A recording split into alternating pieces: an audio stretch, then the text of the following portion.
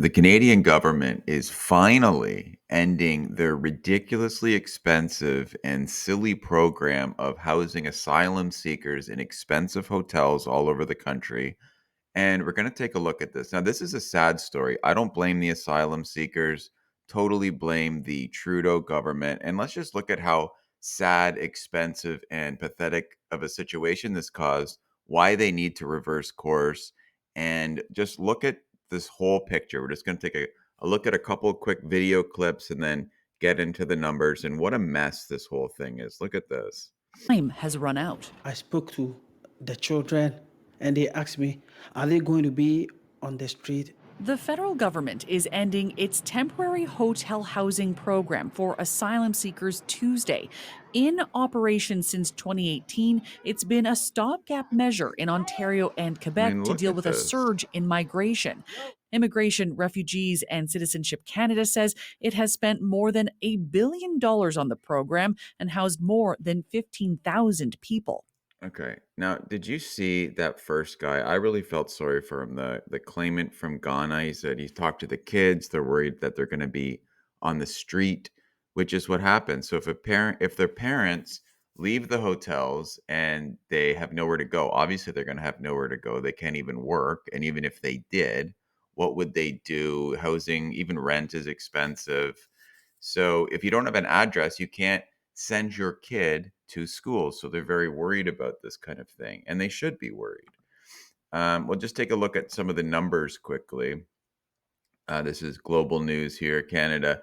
Nearly 5,000 asylum seekers were sent to hotels. This is in Niagara Falls, so one city in 1 year. And on average, they got 113 days. So it is like 4 months at a daily cost of $208 per person. This is in one city, $115 million, rooms, meals, security, with the whole thing. And then they got clothes on top of that, dental, free school, healthcare.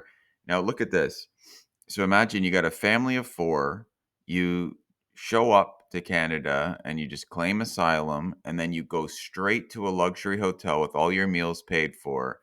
And that's like, what, $832 a day for a family of four that you would get for months and months on end. Now think about what they would say back home, because they have cell phones and the internet. They'd say, look at this. You've got to come check this out, or tell anybody who's able to get up here, this is what you get. It's unbelievable.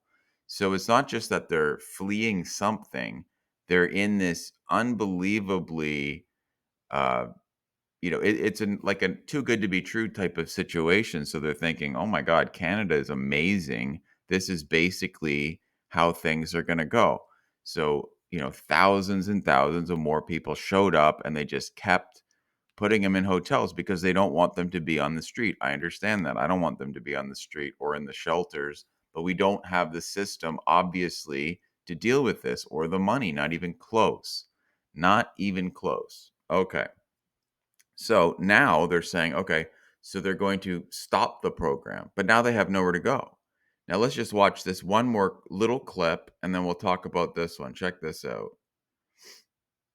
Look at what's actually happening is Stephanie Morris. She's an immigration and refugee lawyer. She's been working directly with affected claimants. Stephanie, good morning. So where will they go? I think that's the question right now for a lot of claimants who are still in these hotels. They haven't really been told what's going to happen. So I'm just going to pause quickly. Look at her. She's an immigration and refugee lawyer. Okay. So the refugees get a lawyer. Like, who's paying for this? Do you think that's cheap? So they all have legal counsel to figure out, what they can do, how long they can stay, any sort of extra benefits they can get, or how do you keep canceling, what do you call it? If they try to say, well, your claim's denied, then how do you like appeal that decision, whatever. There's a whole bunch of stuff. And think about how expensive this is. That's not even close to in that $208 a day. Happen on September 30th, and that obviously would cause a lot of anxiety for these families. Yeah, the initial, as we saw in that statement there, initially said this was to keep people out of the shelter system. And it was a temporary measure, but we know that there's less housing and the housing that's available is extremely expensive. So if they don't have somewhere to land and they don't want to end up on the street, I guess the shelter is the next safety net for them.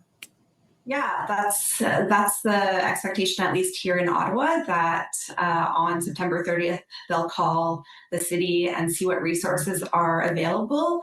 Unfortunately, I think a lot of refugee claimants in these hotels may be afraid to call city resources.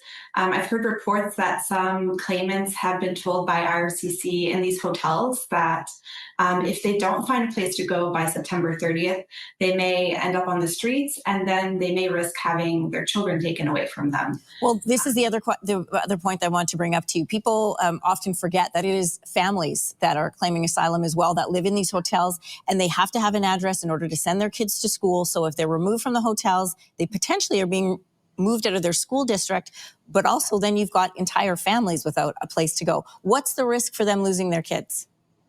Well, I'm not sure what kind. I mean, okay.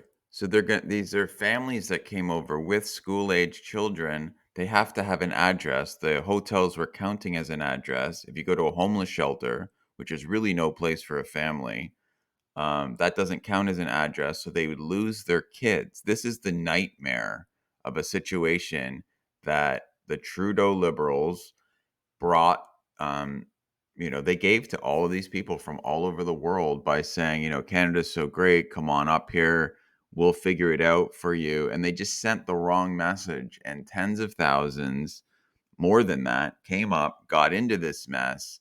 And now they have no money, they have nothing, not even an address. And there's really no obvious solution other than basically saying, you're probably better off, sadly, going home. That is a sad thing because they came up here with their families. Basically, they thought they were promised something better. Because I just don't see it. Otherwise, what is the solution? What is the wage that they're going to get? How are they going to pay for themselves? Like the vast majority of them. Think about that. How are they going to do it? So now what this abrupt thing is, and I heard they're going to be pretty tough on it, is they're not going to extend it. A lot of people are going to start self-deporting.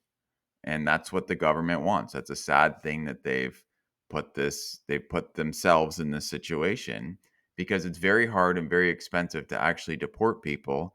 So they're going to make the conditions so bad now that people will choose to go home and other people will not choose to come here because they're going to say, "Hey, how's that Canada thing going? I heard it was awesome. You got that almost $1,000 a day worth of stuff in the hotel." And they would say, "Now, you know what? Don't bother. Now we're out on the street. We don't have our kids.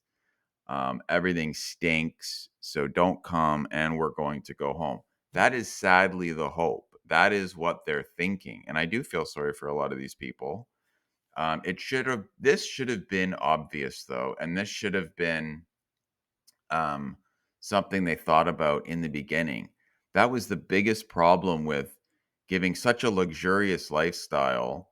It was like a magnet and more people came. And then when it was obvious that they can't do it anymore, they just throw everyone on the streets and say, you know, get a place or you're going to lose your kids. So that's the mess that was caused by this stupidity. And you really need a little bit of foresight um, when you're making these types of decisions in the beginning. And sadly, since 2015, with Trudeau and his group, and sadly, the same type of people, a lot of the same people are running this thing, are still there behind the scenes making the same kind of decisions. And this is the type of mess we're in. So, anyway, we'll see you in the next video.